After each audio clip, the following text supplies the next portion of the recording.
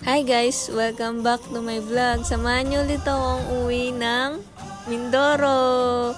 Pero ngayon guys, natatawa ako kasi ngayon may mga kasama na ako guys. Nagdaanan nga pala namin yung Lazada guys. Excited na ako umuwi nito guys dahil medyo mahaba yung bakasyon namin.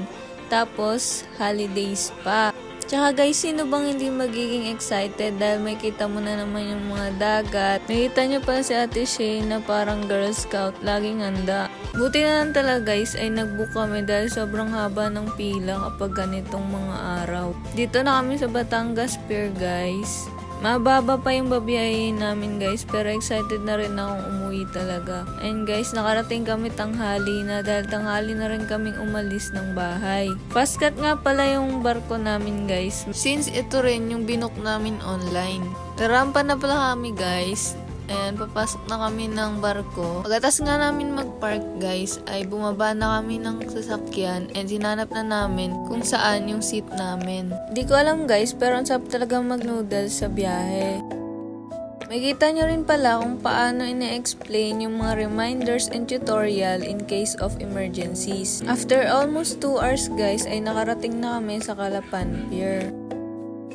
Dito naman guys, ay pababa na kami ng barko. So, expect nyo guys na mga 5 hours pa tayo bago makarating. Nagpa-vlog nga pala ako dito guys na on the way to Romblon kami, kahit hindi naman.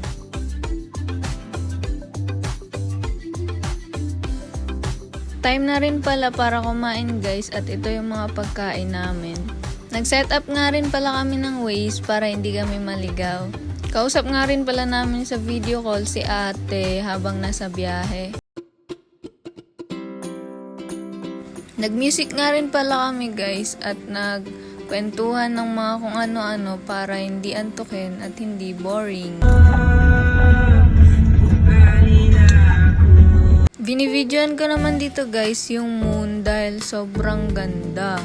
Medyo malapit-lapit na kami guys, mga 1 hour na lang guys ay makakauwi na kami. Pineflex ko nga rin pala dito yung bola na ibibigay ko kay Matmat. Hawak-hawak ko lang siya buong biyahe guys.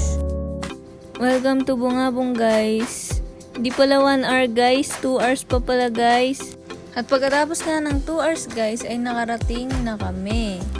Pagkarating nga namin guys ay kumain ulit kami, adobong pusit yung ulam namin and thank you for watching guys.